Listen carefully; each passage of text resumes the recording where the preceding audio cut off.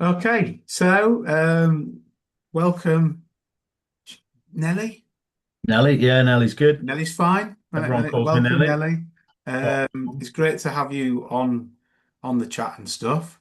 And it's been, yeah, I mean, it's always nice to get people on that have joined in with some things that we've been doing. But not only that, like it's just incredible that you've raised money, and some of that money's come into Bluetonic, and some of it's gone towards the newly formed Under the Bridge. Um, so yeah, that's incredible. Welcome, Lee. I think Lee's just joined us as well. So in terms of like these sessions, we've run these ever since lockdown, and it's just a chance to capture people's stories that are doing things like in, on, and around the water, and it's just nice to tell these stories to inspire others to do things. And as a way of thank you for sort of helping. So, thanks for the support you've offered us and stuff. And we'll talk a little bit about that as we go through. Um, but in terms of people watching for the first time, in terms of the charity, we're a charity that's all about getting people in, on, and around water. We've been going since 2020, and we're based on a book called The Blue Mind. And The Blue Mind's all about why when we go to the water and we spend time by water, we feel better. We feel most people would recognize that. That's why we seek out holiday destinations where we've got water, be it a swimming pool, lakes, by the seaside. It's something we naturally do. And the reason is our brains really, really relax when we get by the water. They go into a state of natural meditation, referred to as the Blue Mind in the book that inspired the charity. And I found that book after my own struggles with mental health and well-being, and it's been a real inspiration to me. And the author's been on these chats as well. Fortunately, he passed away, but yeah, it's a great book. I'd recommend people reading that.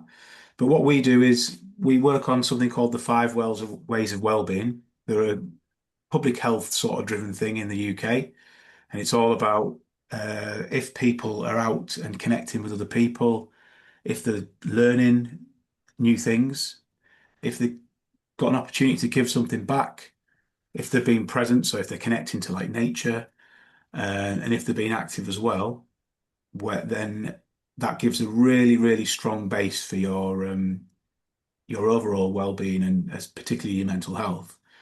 So we just add water to those, and that's any project we run. Um, One of the projects that Nelly has been coming along to is the Under the Bridge project, which is all about getting guys out doing things by the water, in, on, and around the water, but we also sing under bridges. So one week we're doing different things by the water. That can be, we've done canoeing, we've done paddleboarding, we've done wild swimming, we've done sauna and cold dips, we've done the dragon boat racing, we've done climbing by the water, and we put together a 10-week block programs for a couple of weeks off, and then we go again. It's meeting on Tuesday evenings in and around the Long Eaton area, in between Nottingham and Derby. And yeah, Nelly's come along to some of those. But we also do the Undercurrents project, which is all about women, similar to the Under the Bridge project, but it's a space for women run by local women, and it's all about the menopause. So people getting out by the water and sharing their experience of the menopause, but you don't have to have been through it. You don't have to be currently going through it, but it's sharing experiences and educating each other and offering a bit of peer support around that. So that's an incredible project. That happens every other Thursday. Um, so we also run something called Swim Safe, which is all about young people learning to get into the water, about when they get into the water, how to do it safely, how to swim out at the seaside or inland, how you can do that safely, where you can do that safely, and more importantly, if you fall into the water and you get in difficulty, what you need to do around that, how you don't panic, and all those kind of things. It's a free 1 hour session that children can come to as many times as they want with their families, and at the end of it, they get a free certificate, a free badge, and a free swimming hat. And we run that currently at Spring Lakes. All the things that I've mentioned there, if you want to find out more details, we've got a new Bluetonic calendar on our website, and any activity we run in, you can click and have a look through. The swim safe dates aren't on there yet, but you can keep an eye on that. They'll be on soon. But they'll have booking links, and everything we offer is free. If people can make donations, we don't over encourage it, if people do, it really helps. Um, okay, so we probably need to get to the main crux of things, really. And yeah, so welcome, Nelly. Thank you. Nice to see you. Yeah, you too. So yeah, first of all, like it's just good to understand a little bit about like your journey really through life and everything like that. So we normally start with what was it like when you were growing up in relation to the water and learning to swim and things like that? Yeah, so I guess very similar to a lot of people in that, paddling pools in the back garden, hose pipe play, and all that. And I spent some time just sort of obviously before I did this, sort of thinking back and think. I guess my link to water isn't an obvious one, and it's only retrospectively since being involved in this that I've looked back and realised that link to water. So yeah, I used to love obviously holidays, seaside holidays. We were very traditionally British caravan seaside holidays. So, days at the beach, weeks at the beach in the summer and around the pool.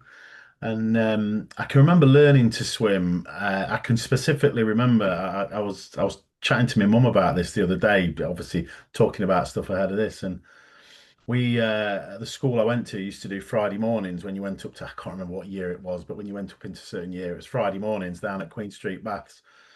And we was on holiday for the first 2 weeks when they started that, and I was gutted because everyone else had got to go, and you started in the learner pool, and then you proved you could swim a length, and up you went into the main pool. And I can remember being on holiday. We was down in Weymouth, and I was determined while I was on holiday that I was going to make sure that I learned to swim properly and I could swim so that I could come back and then be straight into the big pool, do me week, but then be in the big pool. And yeah, whilst we was having a lot of fun and that, I was like, yeah, come on, Dad. And we went with my uncle and my dad and my uncle. I was like, come on, I want to make sure I can do it and make sure it's right. So I've got this very vivid memory of making sure I could kind of swim a bit, but I wasn't confident to do a full length. I can't remember how old I'd have been. It'd have been sort of early primary school or early junior school, should I say, as it was then. But so probably 7, 8, something like that. And yeah, I did. I come back and I was like, all my mates had gone up into the big pool, and I was there in the sort of learner pool with people that couldn't swim, and had to get my certificate that week. So the following week I could get up into the big pool. So yeah, it's quite a vivid memory, that one. Yeah. Well, So it's funny that enjoy. because it's like something that we sort of talk about in the charity because um, if you miss that window of opportunity to learn to swim, that's what happens. Like, imagine you get the bigger kids and most leisure centres, if you take them along and say, oh, what can he swim? No. And if the kids towering over like, 4 or 5 year olds that are in the little pool and they put them in the same class, and they just get embarrassed and they don't want to come. Do you know what I mean? Yeah, Because yeah, there isn't that opportunity to create a class that works with loads of kids like that. So it's yeah, yeah. if people miss the boat with it, there's a little bit of a barrier there. Not that that's been a barrier for you, obviously, because you've learned to swim and No, but I get it. I've had friends throughout my life that have not been able to swim, and they've said exactly the same. I was like, oh, why don't you know? So I can't go for swimming lessons now as an adult, sort of thing, because it's almost like say the embarrassment of it, and it's. yeah, I've always thought, swimming isn't a fun activity. It's a life skill. Yes, you can have fun with it, and you can make it a fun activity, but fundamentally, it's a life skill, isn't it? And it's something that I think everyone should learn to do. It could save your life. yeah. It's going to sound like a plug now that I've done on purpose, but it's not. But I'm doing like adult swimming lessons at the moment, and we started them just because parents kept asking if like I could do one-to-ones, and I can't because I haven't got time. So I just said I'll put a slot in, and it's quite a small pool, but it's really warm, and yeah, there's quite a few adults out there that Really good. that want to come and do it and things like that. And it's really it's one of my favorite sessions that I run. But Mm. yeah, so like so what? Obviously, you were brought up in Derby then. Yeah, I was, yeah, born and bred, council Yeah. estate lad in Derby, working class. So what Uh, was it like then? Did you get out by the water much? Was it canals? Was it? yeah, so I mean, what we used to do as a kid is go over Darley Park and we used to jump off the bridge and in the river. I hope my mum doesn't watch this back. I'll get a clip round here for this. Um, but yeah, yeah, we used to do that. Again, the old paddling pools, Chap Park paddling pool and all that. But yeah, it was getting down, getting over to the over the wreck, over to Yeah, Darley Park and in the water there, and then outside of that, it was holidays really until I got a little bit older. Um, I remember when I went up to secondary school, we used to do kind of activities on a Wednesday afternoon, and I did sailing, and so I got a little bit into sailing for a couple of years through school, which was kind of I can't remember what the size of what ones were, but the sort of small ones, three people in there. yeah, yeah. They're like dinghy Uh, ones type things. Like the, Yeah, I don't know. They're all got funny names, haven't they? All the yeah, yeah, classes. yeah, I can't remember what it was, but yeah, I don't know. They're probably about 15 foot long or something like that, maybe a touch longer. Um, but yeah, you learned how to put sails up, how to do it properly, and then we capsize in and how to get it back up and bailing out and a bit of survival and stuff. And yeah, kind of really enjoyed that, and that sort of really something I enjoyed getting. I guess that was the first time I'd done anything on the water, so to speak, yeah. other than a ferry to the Isle of Man when I was a kid, and that was just an awful experience. Oh, was it? Oh God, yeah, the Irish Sea. Yeah, everyone was sick. I don't think there was anyone on the boat that wasn't sick. It's a great experience on it there, but yeah, but no, I enjoyed the sailing. In hindsight, it's something probably wish I'd have sort of carried on outside of school and done, but Yeah. probably didn't really have the opportunity. There wasn't. Yeah, I guess It's a funny sport sailing as well, isn't it though? Because yeah, we've I don't think you've ever been to any sessions, but we've used the sailing club at it's like one of the oldest sailing clubs in the UK down at Trent Lock. hmm, And the guy down there, Commodore John, I'm forgetting John's name. But he really wants members there and all that kind of stuff. So he loves it when we go down there. And yeah, we did a sailing session, and there's something about that being on the water but being powered by the air. Like mm, it's so slight, smooth, and well, the guy that was sailing the boat made it smooth, I guess. If it would have been me, we'd have been cracking a few branches around the edges and stuff. But it is yeah, and it was teaching us how to tack is it and to swim yeah. to go up into the wind and stuff. Mm. But yeah, we loved it. Yeah, Yeah, I say I used to love it, and I've never ever done it again since school, to be honest. So it's not, yeah, it's something I'd yeah. sort of like to have done, but Well, they do the test sessions down there. I can pass the yeah, details on to you yeah, and that. Yeah.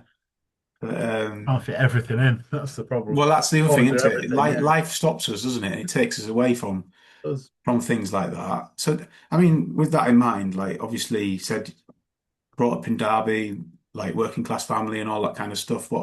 Um, what did you like through school? Towards the end of school, what did you go on Yeah. to do? So yeah, so when I first left school, I started an apprenticeship as a mechanic, vehicle Yeah, mechanic. Um, didn't want to go to college. Didn't want to sort of college, university. Sat in a classroom was never me really. yeah, Um, so I initially started an apprenticeship, and I did that for a couple of years, and that kind of turned out it wasn't what I wanted to do for the rest of my yeah, life. So I kind of quit that, and ended up just working in a food factory in Derby, and through that, I kind of, I mean, when I went in there, I just was loading lorries and stuff like that in dispatch, and ended up quite a career in sort of food manufacturing and yeah, into yeah, yeah. management there. and that took me out of Derby. So I kind of worked my way up at the factory in Derby, and then ended up moving and working for Northern Foods in Shrewsbury as a sort of shift manager there. I was only what was I 22 when I moved to Shrewsbury. I didn't really know anyone, and again, knowing I was doing this, I was kind of going back and thinking about the times that I've probably unwittingly been attracted to water. And I don't know if anyone knows Shrewsbury, but it is a lovely quarry that is called the Quarry. It's a park area called the Quarry in the centre of Shrewsbury, and the river sort of loops around that. And I used to go there quite a lot on a weekend. I'd go into town and just go have a wander through the park along the river and across the bridges. Um, and it was just really nice and peaceful. Yeah. And yeah, it kind of it's funny enough. I was only there over Christmas. I went over to Shropshire over Christmas and went to see a friend, and was walking through. Took the girlfriend. Oh, this is where I used to come and wander along the river. And we had a sort of stroll and a coffee through there. Um, but from there, I moved down to Cornwall, and I lived down in Cornwall for a couple of Oh wow. years. Yeah. It was only just in Cornwall. It was in Saltash I lived and worked in Callington. Uh, and yeah, it was even harder there to make friends. And I'm someone that makes friends everywhere I go. But the Cornish people are very insular. Um, and They've got their own language and everything, haven't they? And so it's yeah, yeah. absolutely. Not that I was ever felt unwelcome, but it was hard to break into friendship groups and do things like that. But yeah, I used to spend a lot of time just driving. Yeah. Drive along the coast and then pull up and have a walk along the beach, or sit on the rocks and listen to the waves crashing in. And yeah, Yeah. I was gonna say wasted hours of my life, not wasted, No. because actually it was nice, and it was good. So when you had a busy week, and um, yeah, just go and relax. And yeah, just the sound of the waves. I mean, I guess with most people, that sort of, yeah, that kind of sound, it's just mesmerizing, isn't it? And I think Yeah. people could just sit there and listen to that, and it's yeah. So, and then I did get quite friendly with a guy I used to work with, and he bought a little boat, a little fishing boat, and we used to go out into Plymouth, the Sound there, Wow. and do a bit of sea fishing. And Yeah. Yeah. Yeah. like, it was just a little, with a little outboard on the back and Yeah. Yeah. Yeah. a tiny cabin at the front. And I mean, I'd never done fishing in my life, but sea fishing, you just wallop it in and wind it up, and wallop it in and wind it up. And What, like jigging, was it? Like that kind of thing, or just yeah, and sink it, put a sinker on the bottom down to the bottom, had a sort of a string of hooks on it, and then sort of just slowly reel it up with the lures on it. And yeah, yeah, yeah. caught a load of mackerel. And yeah, we used to, but yeah, we take a cooler with some beers in it and Oh, wicked. head out, come back with sunburn. And yeah, we we did all, we got it was the first time he just bought this boat. Jeremy, his name was, and we was out in the Sound. And we didn't know what we were doing really. We just bought these rods, and someone would give us a bit of advice, and we were just like, he's got, I've got this boat, yeah. And we did. Took us an hour to get it going because we didn't know what we were doing. We didn't flick the right switches. But anyway, we got out, and we was catching nothing. And all of a sudden, we must have sort of gone through a shoal of mackerel, and we were just pulling them out willy nilly. And then all of a sudden, there was this, "Ah," and we turned around, and it was like this ferry was on top of us. It was Oh my God. there was fish and rods flying everywhere, and getting the motor gone. We like managed to get out of the way in time. So yeah. And Yeah. Like yeah, yeah. Not a near death another time experience. we washed up. We ran out of petrol and washed up on military land and all. And the military police came and asked us what we were doing, because obviously they got the submarines and that down there. So yeah, that was interesting little. Yeah, they didn't. Well, we all have the mishaps with water as well, don't we? So, We do, but good fun but stories to tell. But yeah, we used to always say. Did quite a lot of stuff like that in my spare time in Cornwall, and spent a lot of time. Obviously, being in Derby, you're smack bang in the middle of the country, so you're as far as you can get from the sea. So it was. I definitely took advantage while I was living in Cornwall yeah, to kind of get in and on the sea. Yeah, yeah. it's good. Well, definitely. Well, fast forwarding a little bit, I know that I first met you because you were playing rugby, and Lee, who's come along tonight as well, had sort of booked for the rugby club that you're involved in. I don't know if you want to tell us a little bit about that and stuff. Yeah, can do. So I'm sort of captaining this year, and I've coached it for a few years. Derby Rugby Club run a team called Mixed Ability Team. It's the Derby Bucks. Yeah, And mixed ability rugby is able-bodied people and disabled people or additional needs people all playing contact rugby together. And so it's not disability rugby. It's everyone just completely inclusive. Whoever you are, whatever your ability, the rugby ability or kind of physical or mental ability, you can just come along and join in. And there's no stigma. There's no watered down version of it. You can just be as involved or not as you want. So it's fantastic. It's really inclusive. It's really sort of fulfilling, and it's great. Some of the lads that have come along and got so much out of it. It's been brilliant, and yeah, we've been to the last two mixed ability World Cups, one in Ireland and the other one in Spain, yeah. and just great experiences. And seeing some of the lads just have wonderful experiences.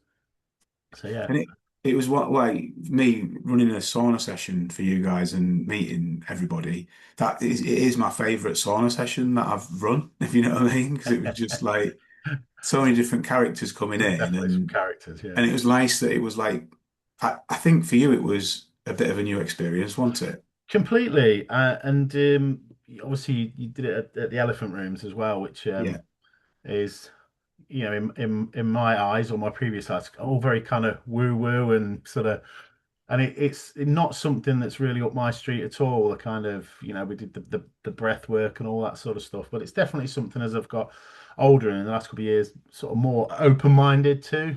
yeah, Yeah, Lee set up the session with yourself, didn't he? And got you down there, and we sort of had a I came along and I was a bit like, oh, I'm not sure about this. I mean, I've never been one for loving saunas, and I certainly haven't been one for loving cold water. I know they've got one at the gym, and I mean, one of the lads that come with us, he was just dying to wait to see me try and get in the cold water because I can never do it at the gym. Um, so yeah, it was very kind of I'm always open to trying something new. That's the thing yeah, with me. I'm whether it's up my street or not, I'll give something a go once.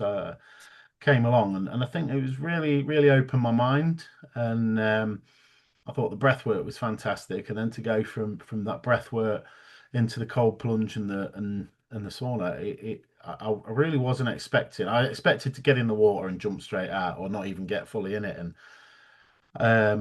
I just I don't know. I think the breath work beforehand really sort of sets you up for it and it doesn't kind of take your breath away. And once I was in, yeah, and I really enjoyed it.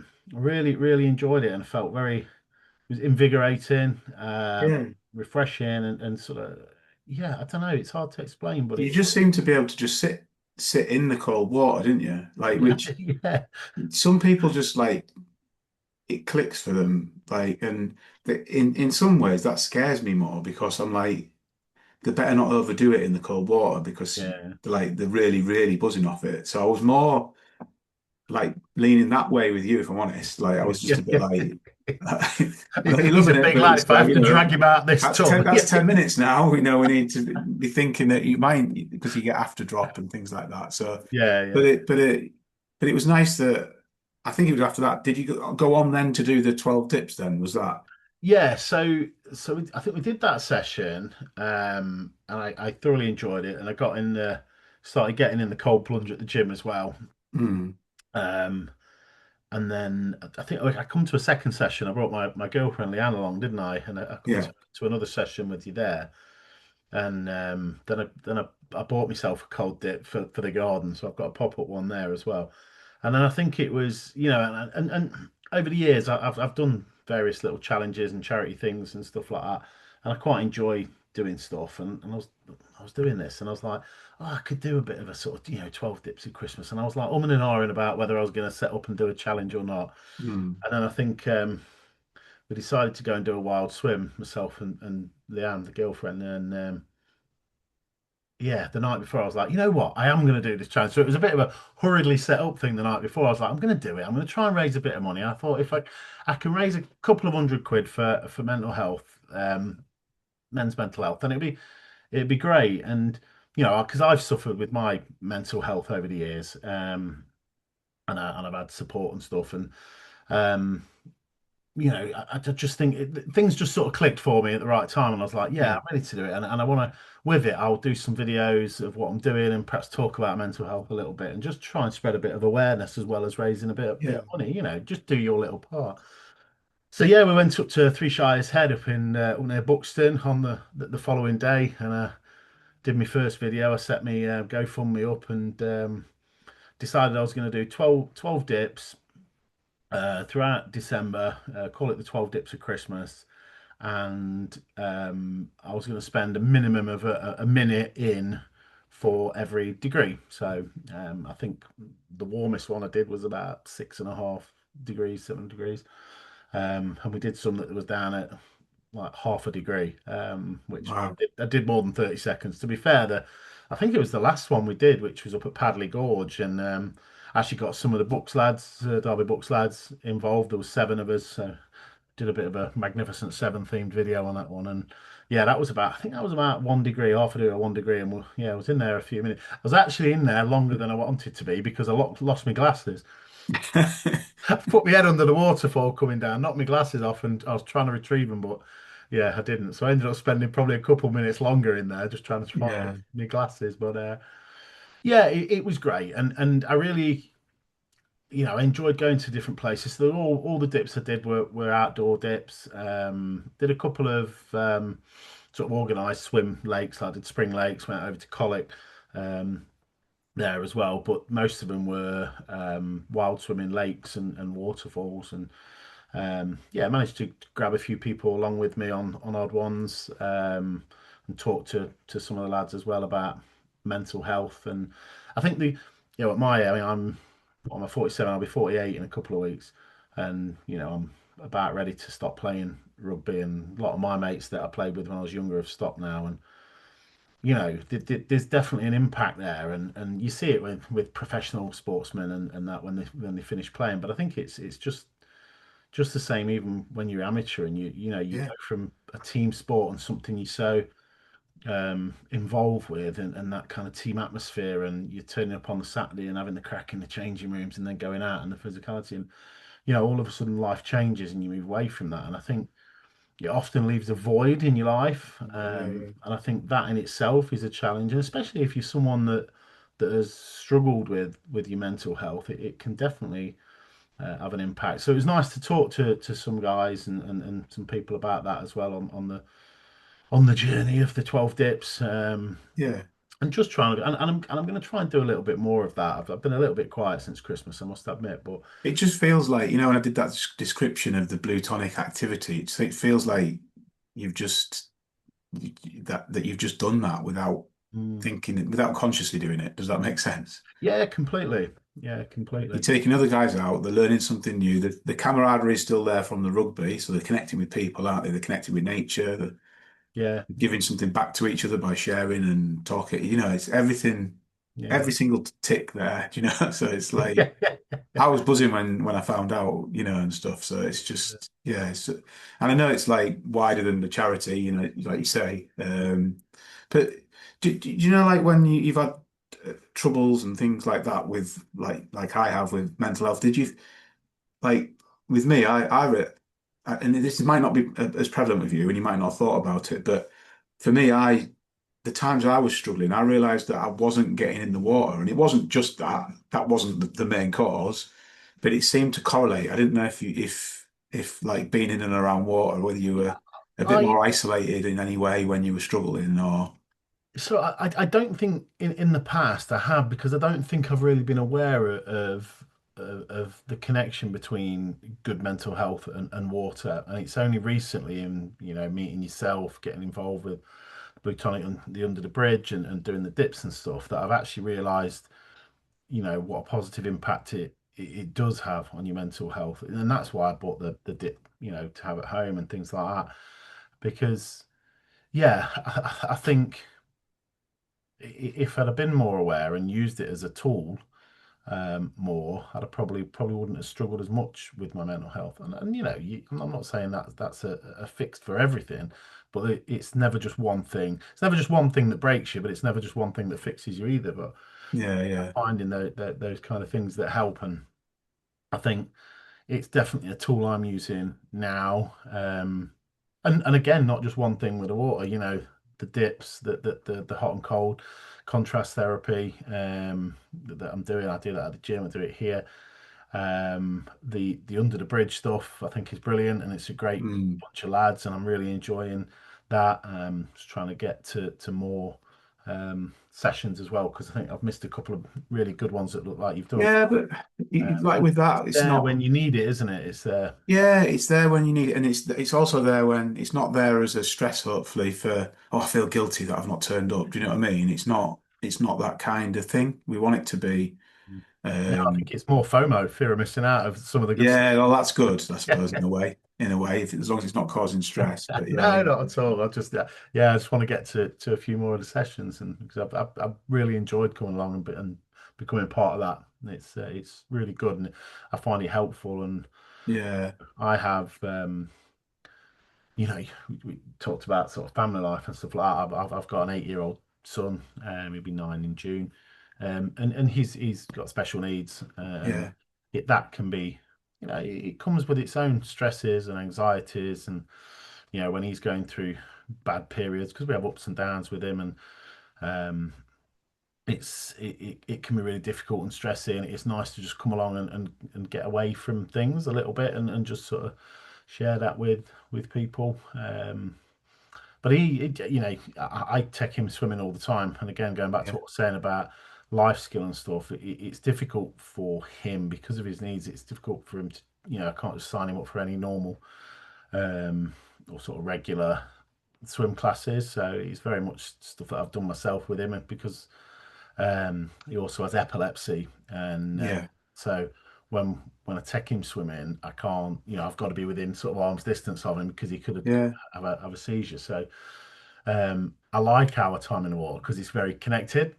Because yeah, you have to sort of be with him. It's not just let him go and do his own thing, or let him. It's me and him having our sort of dad and son yeah, time as well. And yeah, he's getting him confident with the water, and he can swim now. He's not brilliant, but he's getting there. So well, that's nice. And yes, like again, yeah, I'm not like this is not a picture. It's not about money at all. This, but if you did want to bring him down to my swimming lessons, that how old is he again? he's 8. He'll be 9 in Because June. I've got a couple of 7, 8 year old. I've got one in particular in one of my sessions, and his mum. A lot of because our pool is deep enough. It's slightly deep, but parents can stand up. It's about here. Do you get what I Yeah, mean? Um, Lots of I think every lesson but about two has got all the adults are in the water with the kids. yeah, And I've got a couple of other children with sensory difficulties and SEN needs and stuff that come just to do it as part of being with other kids, if you get what I mean. So they're yeah, still yeah, joining in with the lessons and all that. So anyway, but yeah, yeah, yeah, yeah. Well, perhaps we'll have a chat about that. Yeah, that'll be. yeah, yeah, yeah. But but yeah, well, and he gets. But does he get quite a lot about being in? He gets a lot out of being in the water then. Yeah, he loves it, and he actually he's better at swimming underwater than he is on top of the water. Yeah, And, he absolutely loves it. It's just real good fun for him, and it's something we can do together and have fun. But it's also, he's learning a life skill there that he doesn't realise. He's but no, yeah, he loves it, and yeah, yeah, I always wanted him to spend a lot of time in the water, and just to be comfortable with it really, and be yeah, kind of be confident in the water, which yeah. he is. So, Well, you have to be careful if they're too confident before, run before well, they. that's the thing. That's the other thing that yeah, you have to teach them. Yeah, it's always like, would you get in a swimming pool? I'd talk about scenarios like, mum's getting ready. She says, go and find your dad down by the pool. If he's not there, would you get in? Do you know what I mean? And things like that, because Yeah, uh, you can soon make kids overconfident if you're not careful.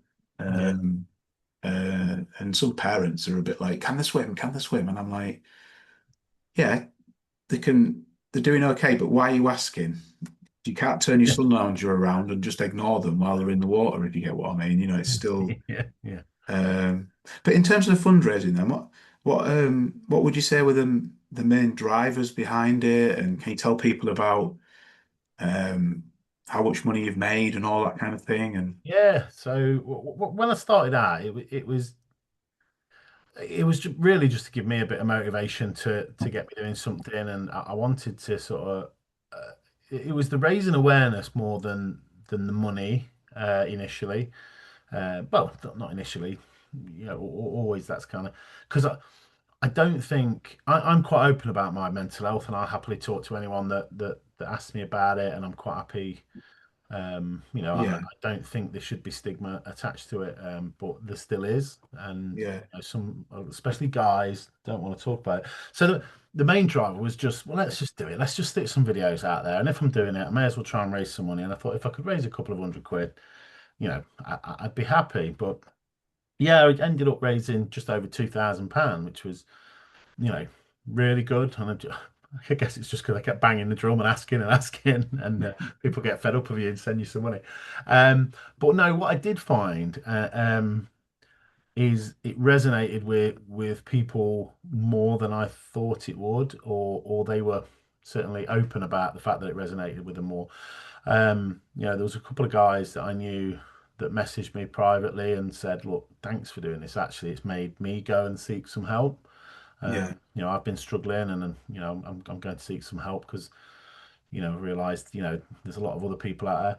But as soon as you I guess open your own front door to the fact that you struggle with this, and it does open your door for other people to yeah, approach you or message you or and since doing it, I've just tried to have this very open way of giving people a safe space, and yeah, it happened with a guy that I work with that just talking, not asking people about their issues, but talking about yours. It just creates a safe environment for them to talk to you because I don't think people are comfortable with it. But when they know that you've got similar struggles or struggled with different issues but in the same way, and they realize that they're you know it's just about giving someone a safe space to open up if they want to, and I've found that since doing this, that and I think that's been the biggest success for me is the fact that that kind of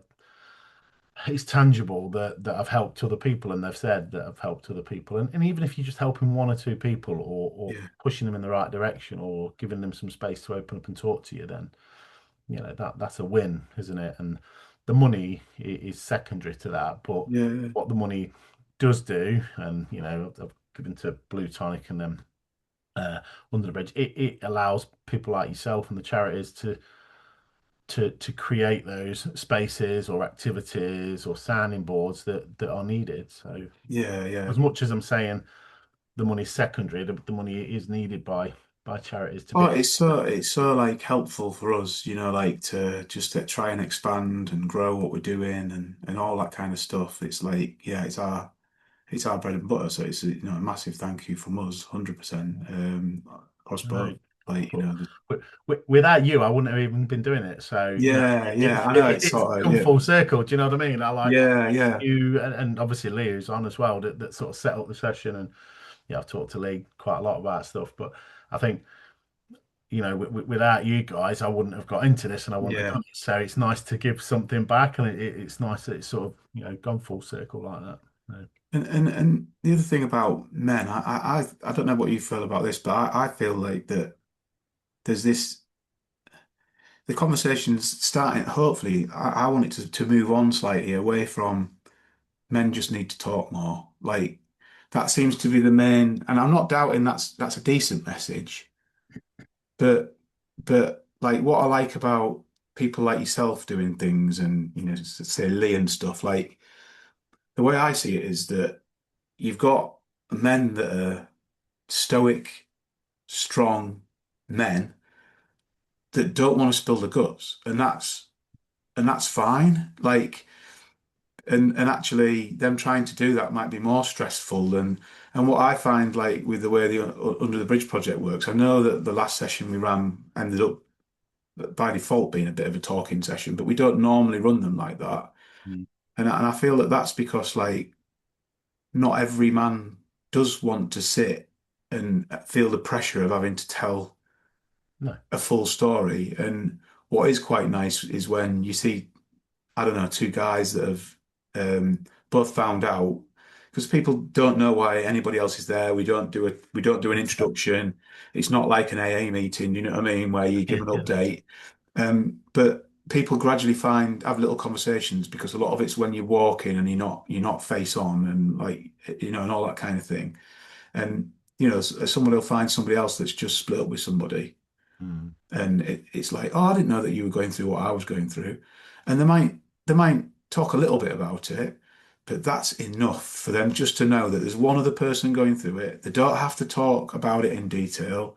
And No. each week they turn up and give each other a little nod and a wink. Are you all right, mate? Like, and they both know that. Do you know what I mean? And Yeah, and yeah, and of completely. course you can spill your guts and open up. There's no Yeah. worries with that, Not But everyone's comfortable doing that. yeah, and I That's think, a little bit where I say about creating this safe space and yeah, because actually just knowing that someone else is going through it or hearing somebody else's story is enough for some people.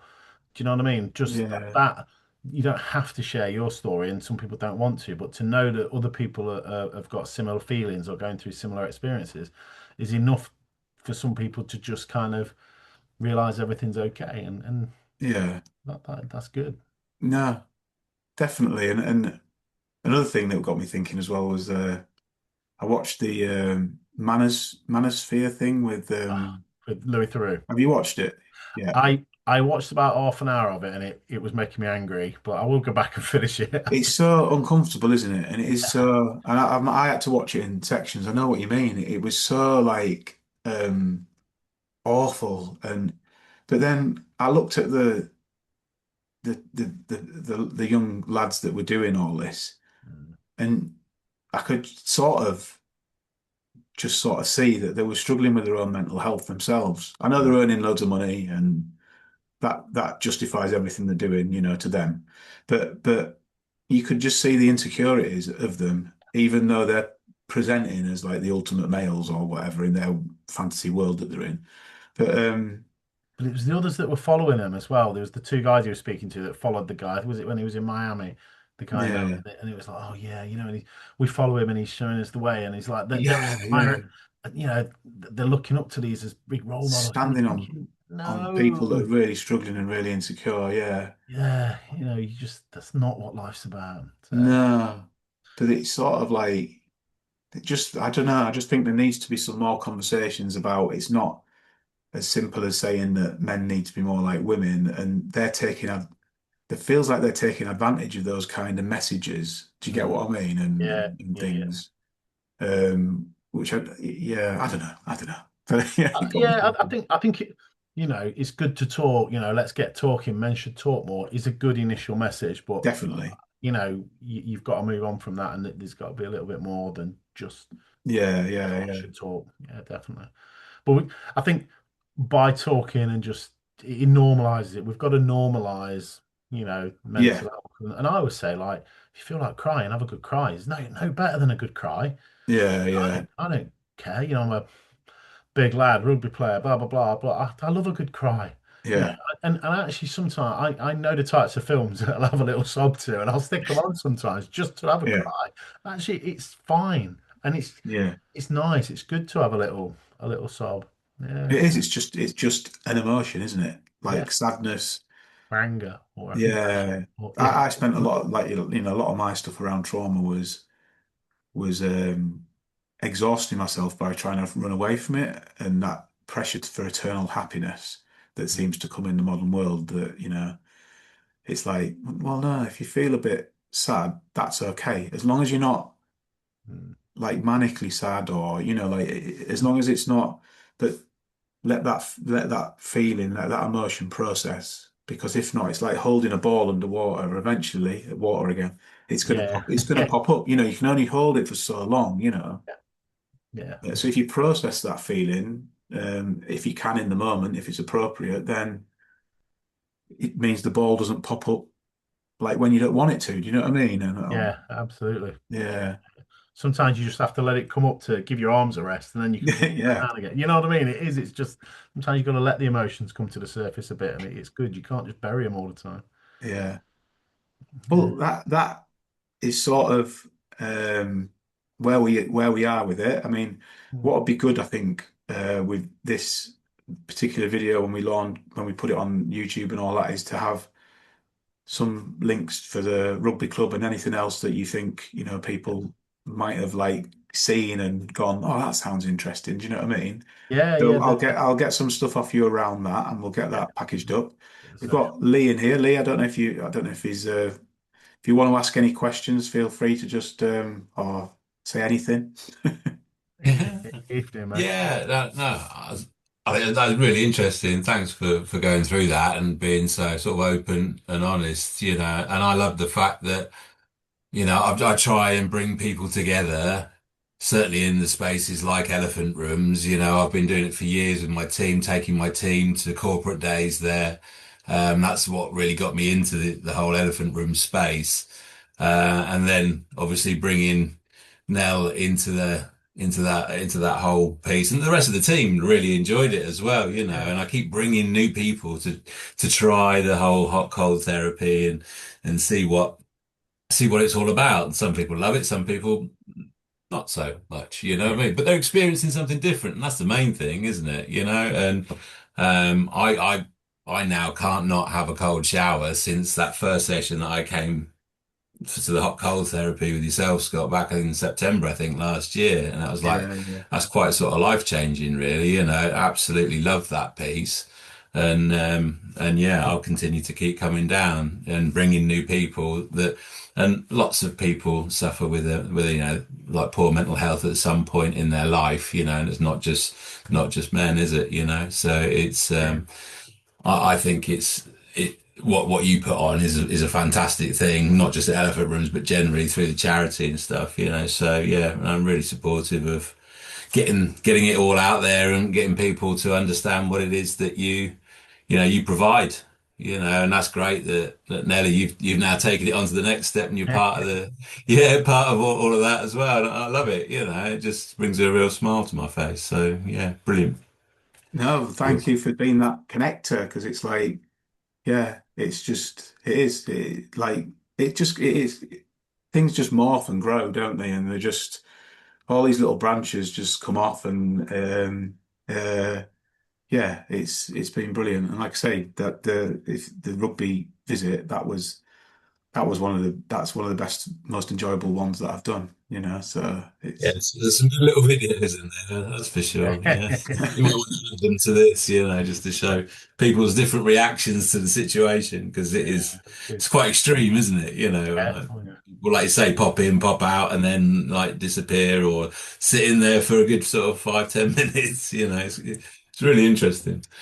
Yeah, it's cool.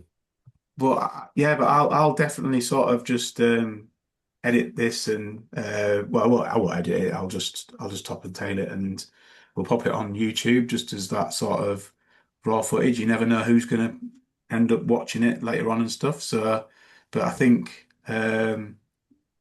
that's it for this evening. So thanks very much for joining us and stuff. No, And you are welcome. I've enjoyed it. It's been nice to talk. I'll just work out how I stop the recording. It's always my best bit. There we go.